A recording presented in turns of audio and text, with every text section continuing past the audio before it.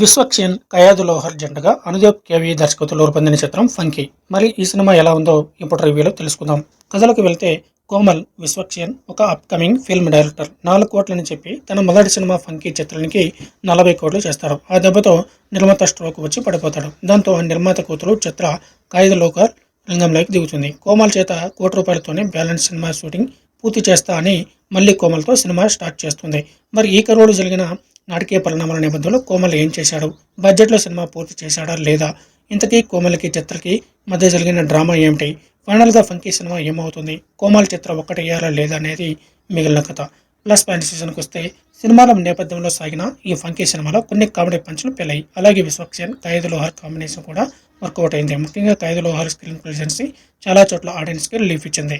ఇక హీరోగా నడిచిన విశ్వక్సేన్ తన శైలి కామెడీ టైమింగ్తో మెప్పించాడు. ముఖ్యంగా తన పాత్ర పరిస్థితులకు తగ్గట్లు వేరియంట్స్ని చూపిస్తూ విశ్వక్సేన్ నటించిన విధానం ఆకట్టుకుంటుంది. హీరోయిన్తో సాగే ప్రేమ కథలో కూడా విశ్వక్సేన్ నటన బాగుంటుంది. ఇక మిగిలిన నటనల పెర్ఫార్మెన్స్ కూడా బాగుంటుంది. మరో ప్రధాన పాత్రలో నటించిన సంపత్ కూడా తన పాత్రలో ఒదిగిపోయారు. సీరియస్ సిచ్యువేషన్స్లో కూడా తన టైమింగ్తో ఆయన తన పాత్రను చాలా బాగా పండించారు. తల్లిగా నడిచిన ఈశ్వరరావుతో పాటు ఇతర కీలక పాత్రలు నటించిన మిగిలిన నటనతో కూడా తమ పాత్రకు న్యాయం చేశారు. దర్శకుడు అనుదీప్ కేవి కామెడీని హ్యాండిల్ చేసిన విధానం బాగుంటుంది. ముఖ్యంగా హీరో క్యారెక్టర్లో ఫన్నీగా తీర్చిదిద్దిన విధానం కూడా బాగుంది.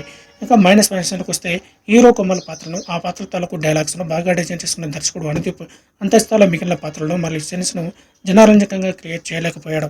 అలాగే కీలక సన్నివేశాలు ఆసక్తికరమైన కథలన్నీ రాసుకోవడంలో ఆయన విఫలమయ్యారు.